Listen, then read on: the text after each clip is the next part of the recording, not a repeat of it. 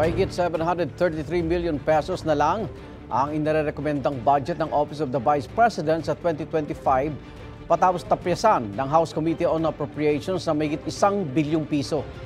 Kabilang sa binawasan ang hinihinging pondo ng OBP para sa financial assistance, supplies, personal services para sa consultants, rent or lease expenses at utility expenses. Ang tinanggal na 1.2 billion pesos inirekomendang ilipat sa mga programa ng Department of Social Welfare and Development at Department of Health.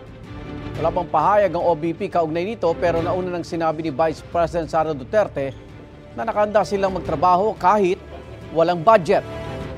Ayon kay House Committee on Appropriations Senior Vice Chair Representative Estela Kimbo, unanimous ang desisyon ng 139 na miyembro ng komite. Lumabas sa hearing ay number 1, tila napakaraming opisina. Bakit? Whereas the previous vice presidents did not have those nationwide offices. Number 2, bakit napakaraming social programs na ini-implement, tila redundant? It doesn't mean na mababawasan ang kanyang pagtulong, ang pagtulong ng OVP. Ang sinasabi lang po natin is ililipat lang natin doon sa mga ahensya na yan. Igan, mauna ka sa mga balita. Mag-subscribe sa GMA Integrated News sa YouTube.